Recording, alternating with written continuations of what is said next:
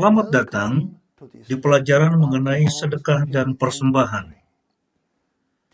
Para sahabat yang kekasih, saya sangat bersemangat untuk mengajar dan berdiskusi dengan Anda mengenai bagaimana bersaksi secara efektif sebagai orang Kristen kepada teman-teman Muslim kita. Nama saya Andreas Maurer. Silakan mengunjungi situs kami untuk mendapatkan informasi lebih lengkap dan rincian kontak. Sekarang marilah kita memperhatikan perbedaan antara sedekah dan persembahan antara Kristen dan Islam. Kadangkala saat berbincang dengan orang Muslim, mereka dengan bangga menekankan bahwa mereka lebih banyak memberi kepada orang miskin ketimbang orang Kristen. Pertanyaan-pertanyaan yang dapat menjadi bahan diskusi kita adalah, benarkah demikian? Apakah Tuhan mementingkan kuantitas daripada kualitas dalam hal sikap dalam bersedekah dan berdonasi? Sudah tentu adalah baik memberikan sumbangan sebanyak mungkin. Tetapi benarkah pada hari penghakiman Tuhan hanya melihat banyaknya uang yang kita berikan sepanjang hidup kita? Apakah yang dikatakan Alkitab dan Quran mengenai hal ini? Saya hendak memberikan contoh praktis yang mengilustrasikan poin-poin ini. Dua orang Muslim pergi membayar zakat, yang merupakan sedekah atau persembahan. Yang seorang sangat kaya sehingga ia memberikan uang dalam jumlah yang banyak. Yang lainnya sangat miskin, tetapi sangat ingin memberi sesuatu kepada Tuhan, sehingga ia memberikan sekeping uang terakhir yang ia miliki. Pertanyaan yang dapat kita ajukan adalah, siapakah yang memberi lebih banyak kepada Tuhan, si kaya atau si miskin? Sudah tentu, dalam pandangan Tuhan, si miskin memberi lebih banyak ketimbang si kaya, karena ia memberikan semua yang ia miliki. Si kaya hanya memberikan sebagian kecil dari hartanya. Kisah ini sangat mirip dengan kisah yang kita baca dalam Alkitab.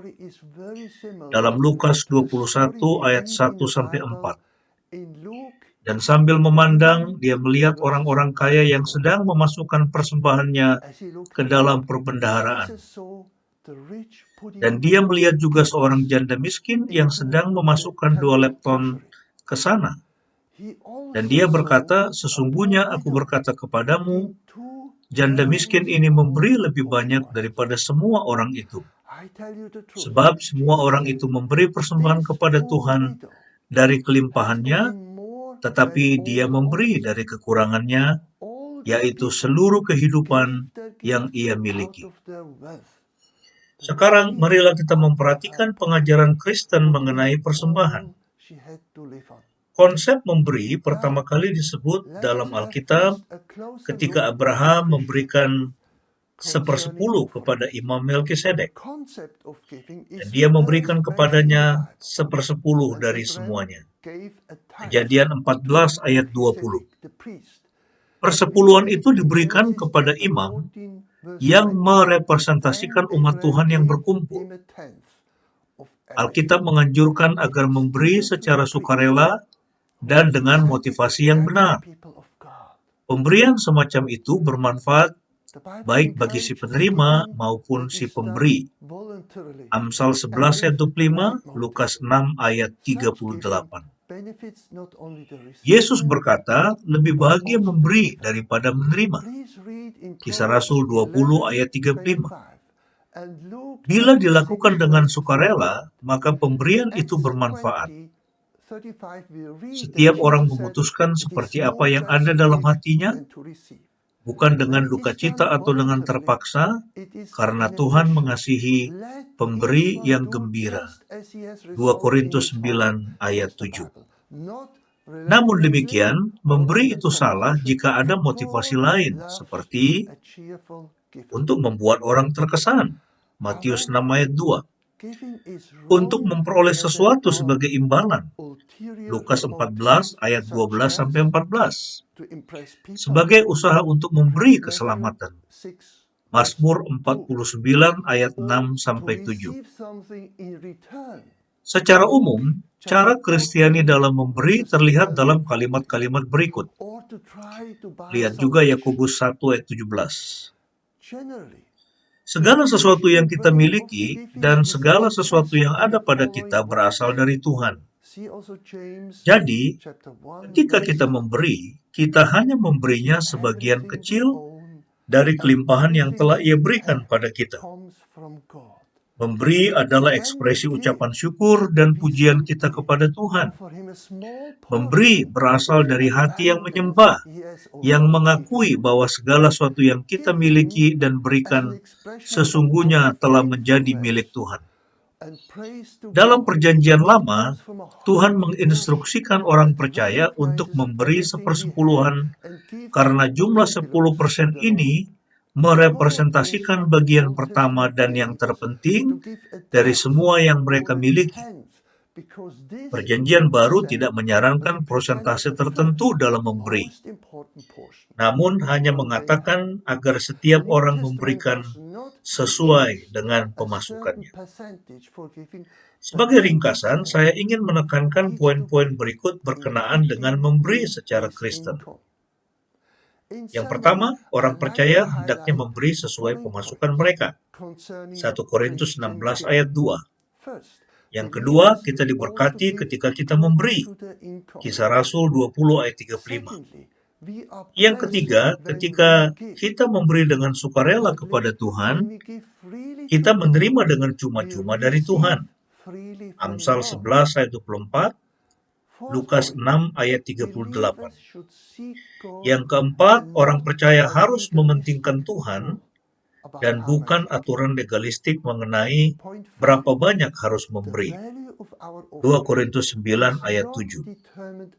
Yang kelima, nilai persembahan kita tidak ditentukan oleh berapa banyak kita memberi, tetapi bagaimana kita memberi. Markus 12 ayat 41-44. Yang keenam, Tuhan menilai persembahan kita dengan cara yang berbeda dari penilaian manusia. Yang ketujuh, sikap kita dalam memberi penting bagi Tuhan. Kedelapan, pemberian kita menunjukkan hidup kita yang diserahkan kepada Tuhan. Yang kesembilan, kita merampok Tuhan ketika kita tidak memberi persembahan kepadanya. Maleakhi 3 ayat 8. Sekarang, sahabatku, mari kita memperhatikan cara orang Muslim bersedekah. Pajak keagamaan, sedekah, atau zakat, surah 2 ayat 177. Pajak keagamaan orang Muslim sebagian telah diubah menjadi pajak untuk orang miskin.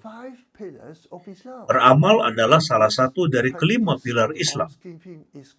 Praktik memberi ini disebut zakat, yang berasal dari kata bahasa Arab yang berarti menyucikan dan menumbuhkan. Quran menekankan memberi.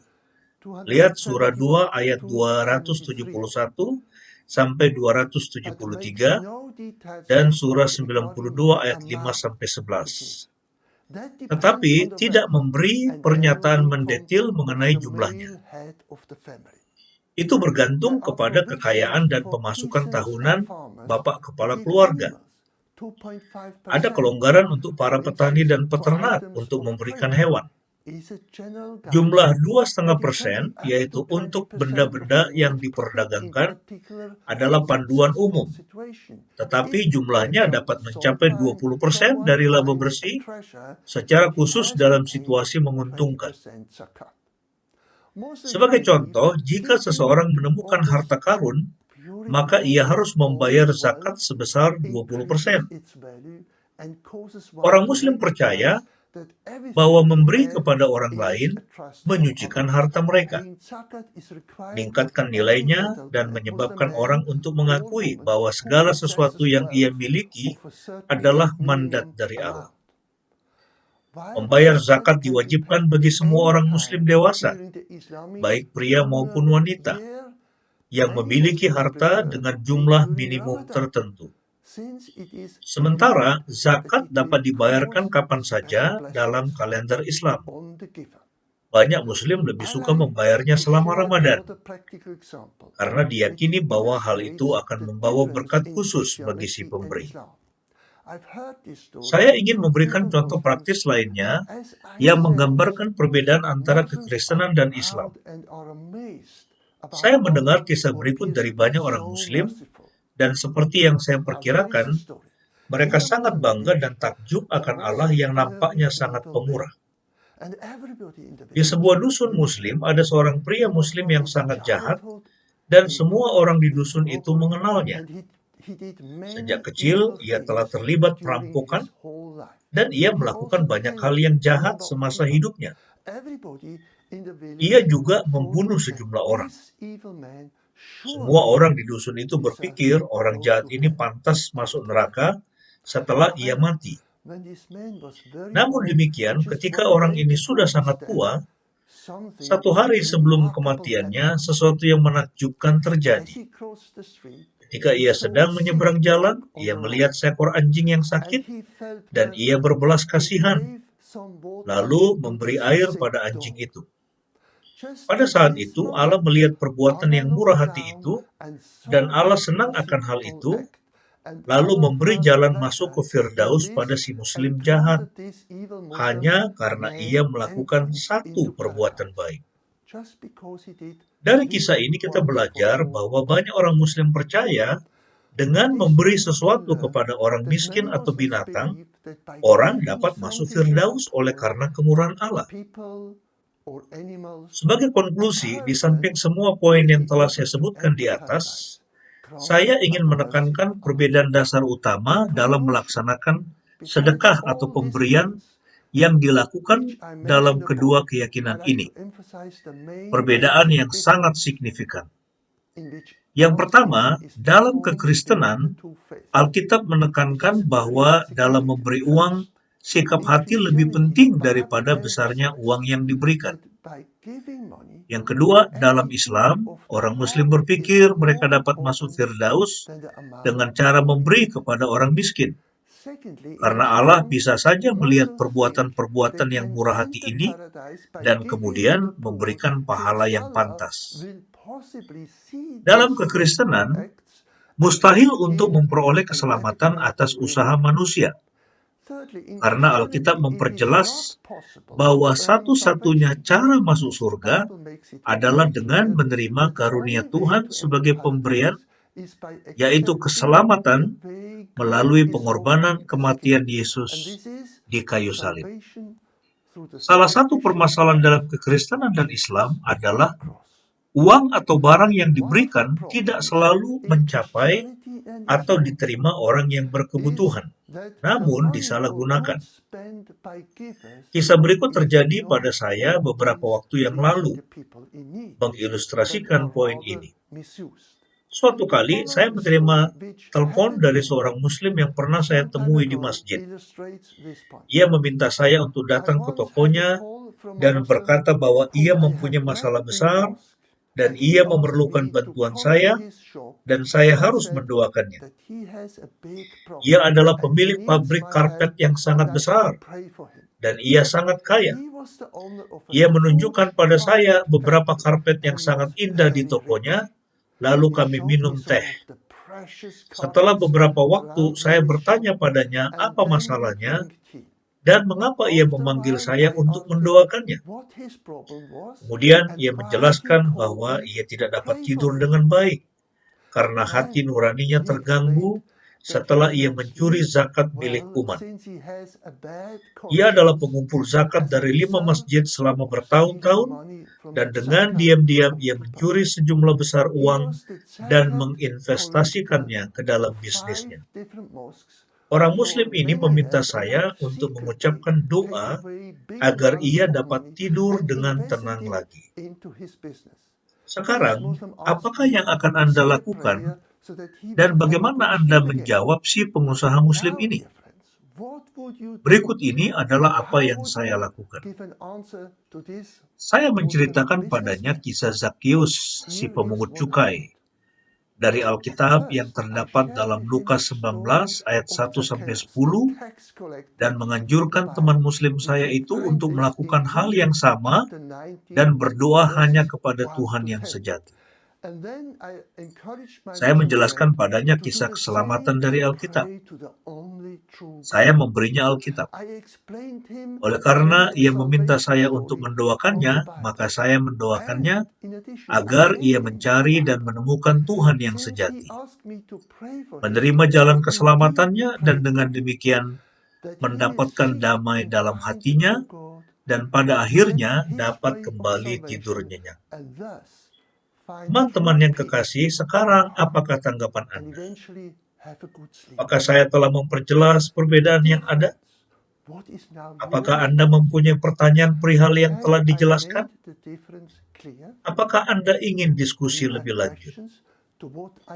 Secara pribadi, saya percaya bahwa iman Kristen adalah iman yang benar. Saya juga yakin bahwa cara Kristen berdoa seperti yang diajarkan Tuhan Yesus adalah cara berdoa yang benar. Apakah pendapat Anda? Kami ingin mendengar dari Anda dan silakan menghubungi kami. Buku yang saya rekomendasikan untuk Anda miliki dan pelajari adalah buku yang telah saya tulis, Ask Your Muslim Friend. Buku ini terdiri dari 3 bagian. Yang pertama, pengajaran Islam. Yang kedua, jawaban Kristen terhadap keberatan orang Muslim. Yang ketiga, perjumpaan dengan orang Muslim, panduan praktis. Sebagai tambahan, saya juga merekomendasikan buklet ilustrasi, perumpamaan, kisah-kisah. Buklet ini memuat banyak kisah praktis yang menunjukkan perbedaan antara kekristenan dan Islam. Literatur ini tersedia dalam berbagai bahasa. Kami sangat menganjurkan Anda berlangganan atau subscribe pelajaran-pelajaran kami dan mendapatkan literatur kami. Sebagai tambahan, saya menganjurkan Anda juga mempelajari berbagai situs Kristen dan Islam. Sampai berjumpa lagi. Tuhan memberkati Anda.